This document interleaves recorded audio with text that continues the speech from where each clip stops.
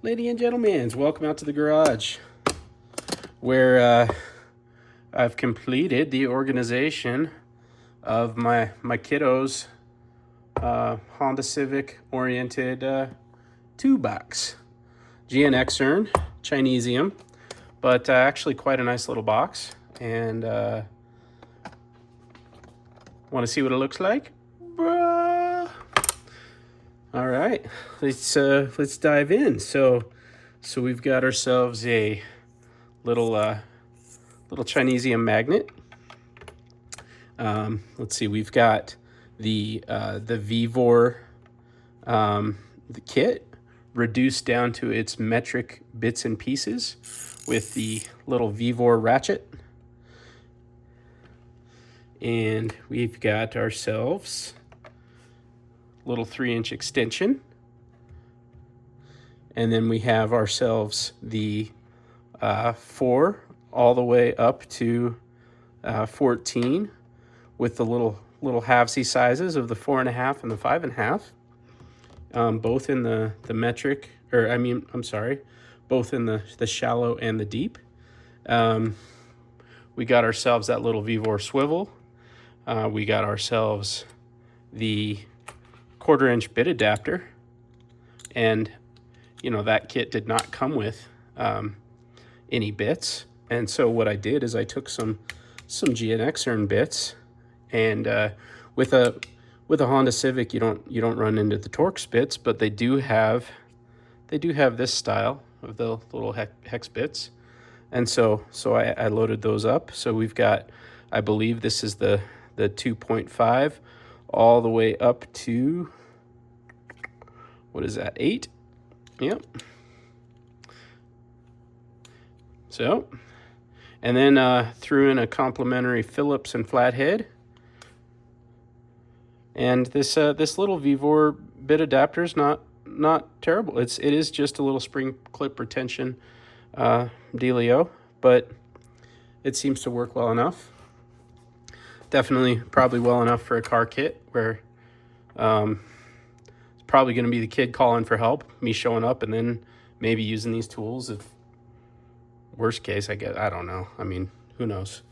But and then on the top here, we've got ourselves a little pair of, and they are really in there, little pair of Work Pro kind of knockoff Knipex pliers, which is fitting for our little Chinesium kit like this. And then we've got ourselves a 6-inch extension, which we may have to use some toolage to help us get that out, because I wanted to try and minimize the use of magnets on the top of the box on this one, because I didn't want the magnets to basically scramble my little X-Tool Advance here. And then we've got, well, of course, I threw in one of my cat spinner handles, because I was able to get them for such a good deal on the cat site that even in a Chinesium kit, tossed it in there. But now we have our little Utoku 4-in-1 ratcheting wrench, where we've got an 8, 10, 12, and 14 millimeter. Nice little tool. And so for my kiddos, I like the idea of having a scan tool in the car, so that if they are somewhere, like, I'll give you an example. So my son with his car is across the state, and so I've outfitted his 2015 Golf with an OBD11 scan tool. And there was a time when he got some fault codes and he was a little bit worried, but he popped the scan tool in there. We kind of walked him through it on the phone. He pulled the codes, sent them to me, and was able to tell that it was really nothing. It was just a little minor glitch, and he was able to move right on with life. So I think to put something like this in the kid's car, so that if you are away from them and they get some kind of code or something like that, Just the ability to be able to pull those and send them over to you. Or just if you're on the road and this is just your car kit, you know, being able to have some idea of what's going on. And this particular X-Tool Advanced, so I have quite a few X-Tool scan tools. This one is a whole whopping $15 on Amazon right now. I haven't tested it out yet, but I've tested quite a few of their others. They're fantastic little scan devices. And this is just one of the most basic ones, just reading the codes, pulling the faults. I'm going to do some probably, maybe I'll do a review actually testing it out later. But I think for $15, this has got to be one of the best ones that you can get for the dollarage. So anyway, included that guy in there. And yeah, it was kind of a toss-up. I was, if I could have, I don't know, I would have liked to have fit this little AMM little pry bar with the magnet on the end. It's kind of a cool little thing. But I don't know, the space was a little bit tight up here.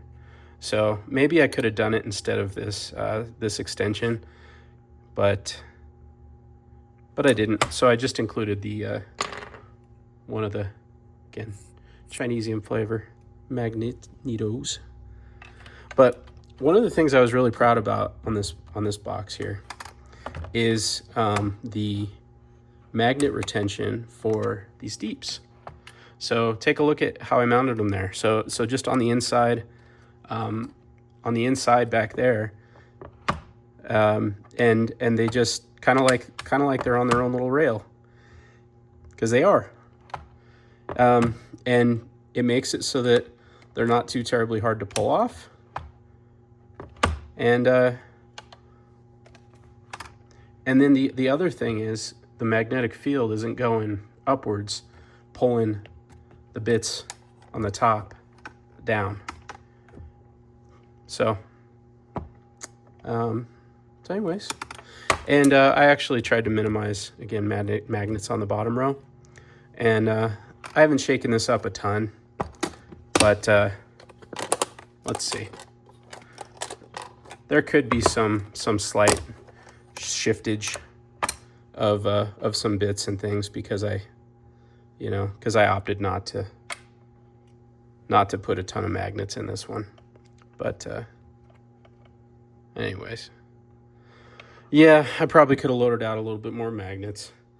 But like I said, I cared more about not damaging the little scan tool on this one. So that's why I made that call.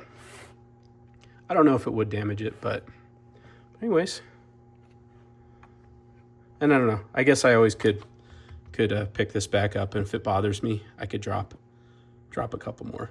I could drop a couple more bar magnets, because technically speaking, I would just have to do like 1 or 2 bar magnets here, maybe 1 or 2 here underneath. And actually, if you look at the way this closes, the little X-Tool scanner wouldn't actually be close to those. So maybe I still will do that. But anyways, another one done. Pretty cool. So I don't know. Got some more to do, but anyways, thanks for watching. See you in the next one.